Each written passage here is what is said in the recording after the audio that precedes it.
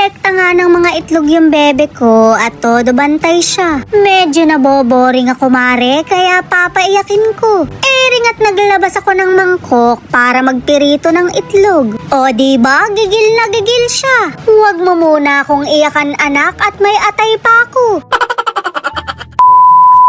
Anak, ano gagawin mo kay mami pag niluto ko yung egg ni daddy, yung sa chicken? Sasampalin kita po. Sasampalin mo ako? Mare, narinig nyo, sasampalin daw ako ng Junakis ko. Siya kasi yung tagapamahala ng mga itlog ng ama niya. Ring at nasasayang na yung iba dahil nangangalaglag na. Mga itlog yan ang panabong niya na siya namang ibebenta niya sa mga sabungero. Basta marami pang proseso yan na hindi ko naiintindihan. Basta't ang alam ko lang hindi niya to nilalaban dahil pang breed niya yan. Mga bunsong anak niya yan na tinatrato ding kapatid ng bebe ko. Nakita niyo naman ang kautuan, nilalaro-laro pa niya. Naman yung mga inahin na pinapares niya sa mga tandang niya. Hindi yung nakaitem ha, siya mismo bumubulog dyan. Napakarami ng itlog na naiipon pero ngayong araw lang to. Shoot mare, dagdag karibal na naman to pagka nagsipisa. Mahal na mahal nga ng bebe ko yung mga alaga ng ama niya. Mare, hindi niya pinagseselosan yung mga yan. Kahit nga mas kumpleto pa yung vitamins nila kaysa sa kanya. Ako na lang yata talaga ang panggulo sa pamilyang to. Pagpipisain ko kaya to.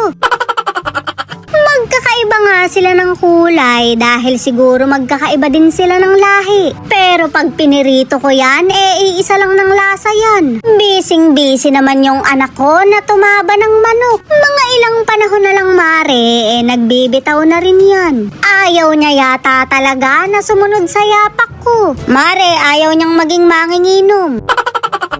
Dinala na nga namin yung mga itlog dahil ilalagay na to sa chiller. Ayaw talagang ipagkatiwala sa akin dahil baka kung ano daw ang gawin ko. Ring at binibilang pa niya dahil baka daw bawasan ko. Tamang duda ka naman masyado, kukuha lang naman ako ng mangkok.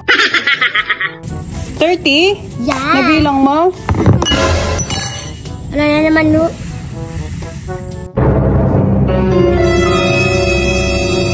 Pati kuha mong mangkok. Wala. Luluto ka na naman eglog Hindi ba't ako magluluto itlog? Mare, bantay sarado ko ngayon. Pili tayo ng Maclean sweater, tsaka sweater. Tapos, Boston. No! Bakit?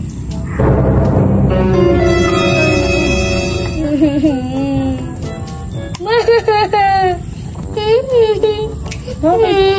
Masarap to, fresh. Okay lang yan, marami pa namang itlog ang ganda Fresh na fresh. Sarap talagang magpaiyak ng anak paminsan-minsan. Okay lang yan mare para tumibay ang baga. Tiningnan ko lang naman kung totoong sasampalin niya ako. Kaso mare, hindi niya naman ginawa. Naipirito ko na't lahat pero puro lang pala siya salita. Kita mo't aalukin ko, baka una pa siyang kumain ito. Kalma, masyadong masama ang tingin mo. Diba? May paiyak-iyak pa siya. Kakainin mo rin pala, nag-MMK ka pa. Mahilig kasi yan sa itlog, kaya alam kong hindi dadamdamin. Ewan ko lang yung ama kung dadamdamin ba. Magagalit pa ba siya? Halos anak na lang niya kumain. Mas masarap pala itlog kapag fresh na fresh. Mare, lalo na kapag may breed. Mukhang absuelto na nga ako dahil hindi niya raw ako susumbong. Kaso mare, nilaglag din ako. Ba't ko kinakain yan? Hindi naman niluto lang. Bumili ako sa labas. Sobra pang isa. Ba't naman nilutuin namin yan? Niluto anak? Niluto. Tapos mo masarap na. Pangalan ng niluto? Ala, yung pangalan ng inano ko. Walang nakasulat. Mare, basta walang nakasulat yung niluto ko.